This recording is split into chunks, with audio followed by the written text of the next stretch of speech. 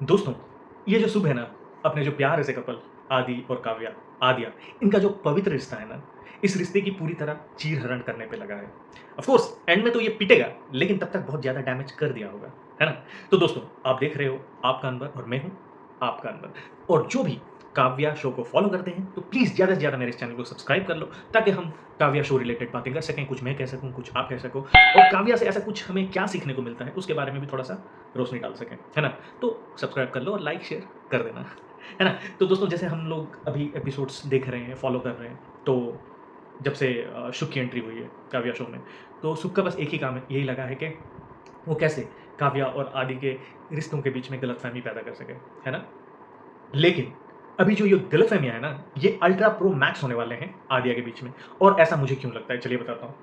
जैसे हम सबको पता है, फिलहाल तो शुभ और काव्या ऑफ़ कोर्स साथ में रहते हैं एक ऑफ़िस में, है ना? और अभी स्टोरी लाइन पे ये ऐड हो चुका है कि जो आदि है, आदि के साथ अनुभा रहने वाली है क्योंकि अभी वो उसकी सिक्योरिटी ऑफिसर है। तो क्या शुभ इस चीज़ का बड़े ही तगड़े तरीके से फ़ायदा उठाने वाला है? मतलब और भी गलतफ़हमियाँ क्रिएट करने के लिए।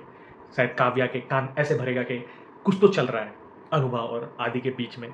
हो सकता है भाई, हो सकता है क्योंकि ऑफ़ कोर्स शो में एक चीज़ ये दिखाई जाएगी कि नहीं, अपना जो आदि और अनुभा अच्छे दोस्त हैं और वैसे हैं वो, अच्छे दोस्त हैं, ये दिखाया जाएगा।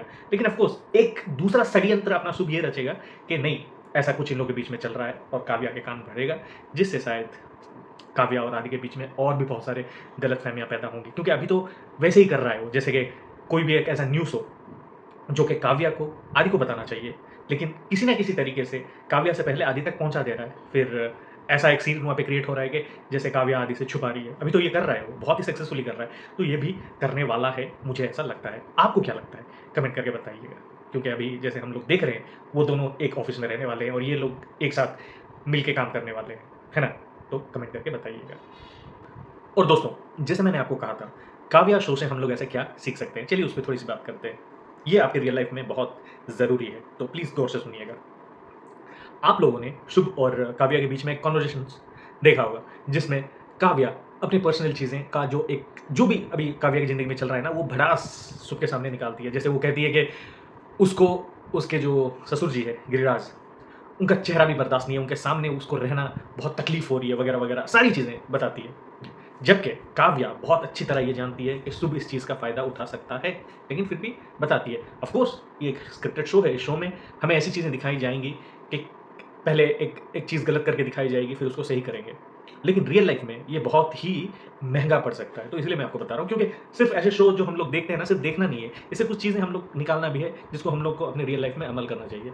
तो इससे अपन को ये सीखने को मिलता है, आपको आपके जो निजी ज़िंदगी है ना, आपकी जो पर्सनल ज़िंदगी है ना, ये सारी बातें किसी के साथ शेयर नहीं करना है। मतलब कुछ ऐसा कुछ खराब चल रहा है आपके पर्सनल ज़िंदगी में, शायद आपके रिश्ते सही नहीं है आपके इन-लॉज़ के साथ या फिर कुछ कुछ जगहों पे ऐसा भी देखने को मिला है कि एक ऑफ़िस में 2 बंदे काम कर रहे हैं। एक बंदे का उसके बॉस से थोड़ा सही नहीं है कनेक्शन, तो वो बता देता है दूसरे बंदे को।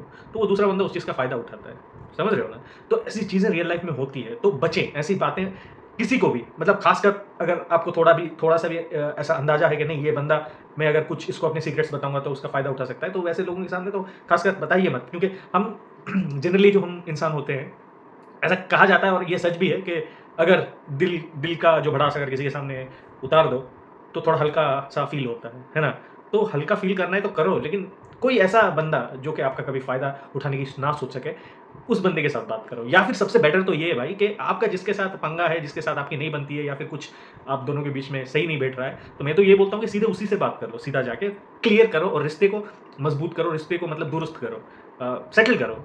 ऐसा नहीं है कि किसी और के सामने किसी और के बारे में बात करना भाई, या तो एक अच्छा बंदा है तो ठीक है, चलो बस सुन लेगा, चुप हो जाएगा, वहाँ से खत्म हो जाएगी। नहीं, अगर सुक्के जैसा बंदा होगा ना, उस चीज़ का 100% फ़ायदा उठाएगा। तो ऐसी चीज़ें हमें ऐसे शो से सीखने को मिलती है। तो आप लोगों में ने भी अगर कुछ सीखा है काव्या शो से, तो प्लीज़ कमेंट करके बताएँ कि आप लोगों ने क्या सीखा है और जैसे मैं बोला, तो प्लीज़ ज़्यादा से ज़्यादा मेरे इस चैनल को सब्सक्राइब कर लो ताकि हम काव्या के बारे में बात कर सकें, शो के बारे में और उससे क्या सीख रहे हैं, क्या चीज़ सीखने को मिलती है, उसके बारे में बात कर सकें और एक अच्छी दुनिया बना सकें। क्योंकि भाई एंड ऑफ द डे बस इतना मैटर करता है भाई। यहाँ से आप शांत हो या नहीं, खुश हो या नहीं, बस इतना ही मैटर करता है। बाकी कोई कलेश वगैरह में मत पड़ो भाई, खुश रहो, अपने माँ-बाप की चिंता करो, बच्चों की फ़िक्र करो बस, देश की, हाँ, उसकी भी फ़िक्र करो लेकिन नफ़रत मत पालो, है ना? तो मिलते हैं अगली वीडियो पे, तब तक खुश रहिएगा और देखते रहिएगा आपका अंबर।